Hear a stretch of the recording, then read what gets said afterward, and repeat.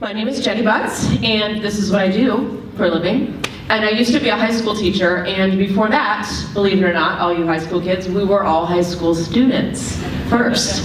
And I was very encouraged to see in this movie that there is a huge chunk of our personality, our genetic makeup that determines how happy we are. And it made me think of a particular story, a couple of you have heard this story. When I was in the marching band of the drill team in high school, we would have these rehearsals with the kick line up front, and our band director, our dance instructor, would be on top of the truck with the bullhorn to give us direction. And we had just done our kick line, and I remember standing there with my big smile, and I heard the bullhorn, and our dance instructor said, "Either everybody has to smile more, or Jenni needs to tone it down." And I was like, this is not exactly how a 16-year-old wants to be commended in front of 200 of her peers. But from that moment, I realized, I think I have a preponderance of happiness genes in me, because that has been the story of my life. My nickname in high school was Spark Plug, and I named my company WordSpark because I want to get things going and I have enthusiasm. So this was a very natural topic for me to talk about.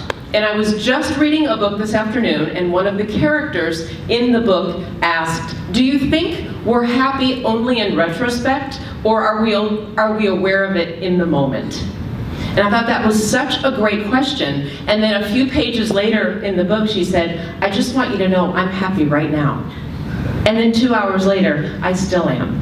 And 2 hours later, I still am. So she answered her own question. But as we're talking tonight about what is happiness, I think one of the most important things for us to remember is that we all have a unique makeup of things that make us happy. So as we're talking about some of these specific acts that we can do, or meditating on compassion, we won't look the same when we're manifesting that in our lives.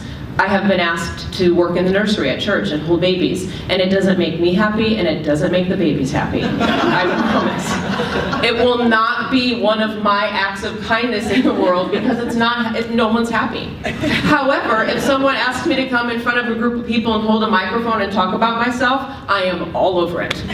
So here I am. Now, I don't know if that's making you happy, but my heart is full right now. It's bursting.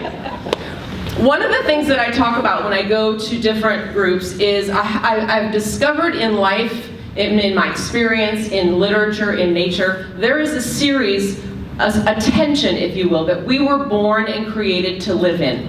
It's a tension or a cycle of stress and recovery. And when you go to the gym and you work out a muscle, you're tearing down the muscle. But it's the next day, when you're not doing anything, that you're actually building the muscle back up. Our lives are meant to be in this continual cycle. We can read 17 million things on the internet about stress, how to manage it or to eliminate it, but we don't know a lot about intentional recovery. And because the stress keeps coming, we have to be even more intentional about the recovery.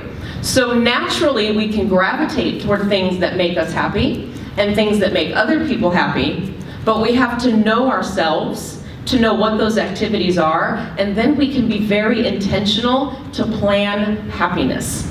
Because if we're not, it doesn't happen. One thing I noticed, the pattern here, is the people who had a lot more dispensable time, if you will, tended to be a little happier. And when we saw the Japanese segment of that, no time, no intentional recovery. Our bodies break down when there's not intentional recovery. This is why people fall asleep at the wheel. This is why our immune systems crash. We have emotional breakdowns, because we were meant to have cycles of stress and recovery. So if we want to be happy, I think it's a really important thing for us to plan that time into our schedules once we know what those things are. So I'm not going to put intentional time in my schedule to hold babies. I don't need to do a lot of painting. I'm not a creative type. But over the Thanksgiving vacation, my mom planned for all 9 of us in the family over the weekend to get a glass of wine and have some canvas and to do the little thing, and we made what we wanted to make. Mine was terrible, but we all did it because it was fun, and even in painting, I was happy. Because underneath, we have something more profound. And when we can tap into the transcendent, deeper currents in our lives, things like connection with people, Things like serving and compassion, expressing ourselves, and we live our lives as we were created to live them, then we get to be happy, and then we can look for other ways to exponentially expand the happiness by making other people happy when we listen and find out what makes them happy.